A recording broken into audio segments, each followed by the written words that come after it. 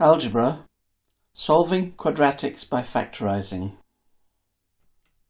Well, let's consider a quadratic equation such as y equals x squared minus 6x plus 5. If we want to solve a quadratic equation, we can draw a graph. But to do that, we need to draw a table. When we create the table, we choose values of x, let's say from -1 to 7, and then work out the values of y. And we can do this by adding some intermediate rows. We label the first row as x and we label the last row as y, and in between we have rows for each of the terms in the equation. So they are x squared minus 6x and 5. Now we're going to fill in x from -1 to 7. And then in the row starting x squared, we square each of those values. And in the row starting minus 6x, we multiply the value of x by -6. In the last row, it's just 5, so it's filled with the number 5. Now to calculate y, we can add the three middle terms. So 1 plus 6 plus 5 is 12, 0 plus 0 plus 5 is 5, 1 minus 6 plus 5 is 0, 4 minus 12 plus 5 is -3, 9 minus 18 plus 5 is -4, 16 minus 24 plus 5 is -3, 25 minus 30 plus 5 is 0, 36 minus 36 plus 5 is 5, and 49 minus 42 plus 5 is equal to 12. We can now draw a grid with x going from -1 to 7 and y going between -4 and 12. We can plot the points 12, 5, 0, -3, -4, -3, 0, 5, 12 and join with a smooth curve. We see this graph crosses the x-axis at 2 points, x equals 1 and x equals 5. So there are two values of x that make y 0. So the equation x squared minus 6x plus 5 equals 0 has two solutions, x equals 1 or x equals 5. Now we can solve quadratic equations by factorising. If we consider the same equation, x squared minus 6x plus 5 equals 0, we can do this by factorising. We look for two numbers that add to make -6 and multiply to make +5, that is -1 and -5, and so we have x minus 1 times x minus 5 is equal to 0. Now if two terms multiply to make 0, then one of them must be 0. So x minus 1 is 0 or x minus 5 is 0, which means x equals 1 or x equals 5. And that gives the same solutions as we got from the graph. So let's just go through solving quadratic equations by factorising. If we're given a quadratic equation, the first step is to put it in standard form. That is in the form ax squared plus bx plus c equals 0, where a, b and c are numbers. Now there's two cases to consider. If a equals 1, the equation is x squared plus bx plus c equals 0. The first thing we do is look for two numbers, u and v, that add up to make b and multiply to make c. If we can do that, then the equation factorises as x minus u times x minus v equals 0. Now, if the product of two terms is 0, then one of the terms is 0. So x minus u is 0 or x minus v is 0, which means x equals u or x equals v. Let's look at an example.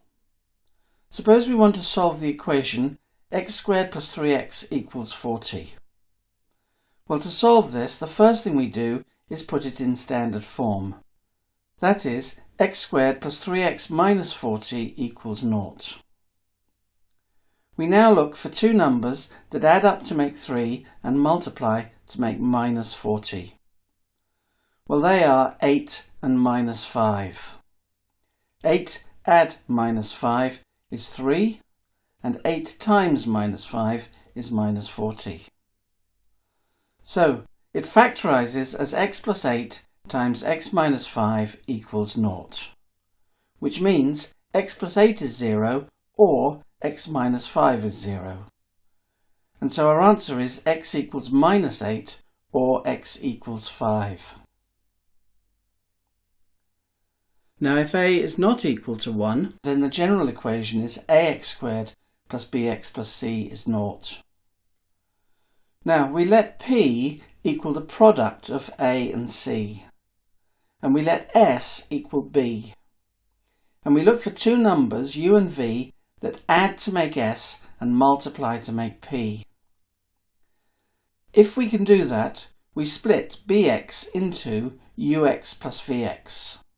So the equation becomes ax squared plus ux plus vx plus c equals 0. We then factorise the first pair and then factorise the second pair. Now, when we've done that, there should be a common factor, so it all factorises in the form ex plus f times gx plus h equals 0, where e, f, g and h are numbers. Now if two things multiply to make 0, one of them must be 0, so ex plus f is 0 or gx plus h equals 0, which means x is equal to minus f over e or x is equal to minus h over g. Let's look at an example. Solve 8x squared minus 2x minus 15 equals 0. Well, to solve this, we have to start with p is the product of 8 and minus 15. Now that's minus 120. S is the middle term, minus 2. So we want two numbers that have a product of minus 120 and a sum of minus 2. And they are 10 and minus 12. So we can split it up. 8x squared plus 10x minus 12x minus 15 equals 0.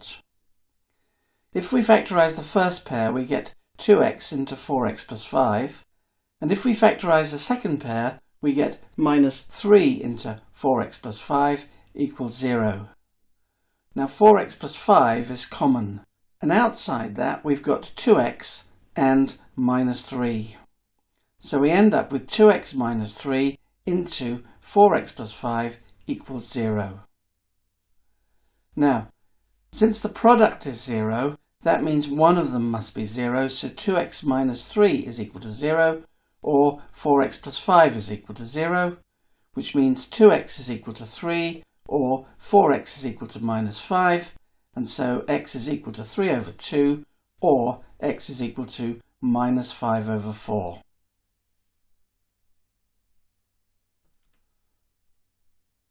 Now, the following is an exercise. You can pause the video at this point and have a go at them yourself.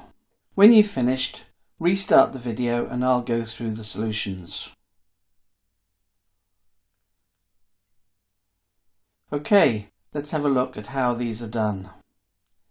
In question A, we've got x squared minus 2x minus 15 equals 0. Now we want two numbers that add to make minus 2 and multiply to make minus 15. That's minus 5 and plus 3. So it factorises as x minus 5 into x plus 3, which means x minus 5 is equal to 0 or x plus 3 equals 0, and so x equals 5 or x equals minus 3. In the second equation, we've got x squared plus 3x equals 4. We have to put that in standard form. So that's x squared plus 3x minus 4 equals 0. And we want two numbers that add to make 3 and multiply to make minus 4. Now they are 4 and minus 1. So we have x plus 4 times x minus 1 is equal to 0, which means x plus 4 is 0 or x minus 1 is 0, which in turn means x is equal to minus 4 or x is equal to 1. Now in part C, we've got x squared minus 9 equals 0. which means in standard form the middle term is 0x. So we want two numbers that add to make 0 and multiply to make -9, and they are -3 and +3. So it factorises as x minus 3 into x plus 3 equals 0. It is actually the difference of two squares. And so x minus 3 is 0, or x plus 3 is equal to 0. And so x is equal to 3, or x is equal to -3. In part D, we've got 2x squared minus 13x plus 21 equals 0. So this is a little bit more complicated.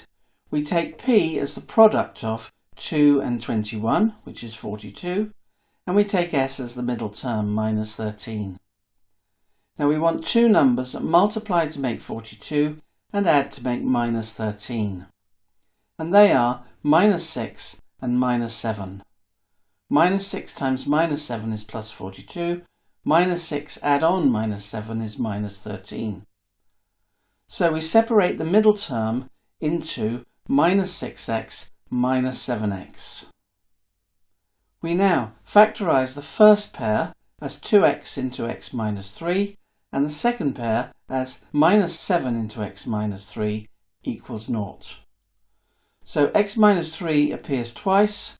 Outside of that we've got 2x minus 7. And so the factors are 2x minus 7 times x minus 3 equals 0. Which means 2x minus 7 is 0, or x minus 3 is 0, and that gives us x equals 7 over 2, or x equals 3. In part E, we have 6x squared minus 7x minus 20 is 0. Now, we want the product of the first and the last coefficients, so p is 6 times minus 20, which is minus 120. And the sum s is the middle term, minus 7. So, we want two numbers that multiply to make minus 120 and add to make minus 7, and that is minus 15 and 8. Minus 15 times 8 is minus 120, minus 15 plus 8 is minus 7.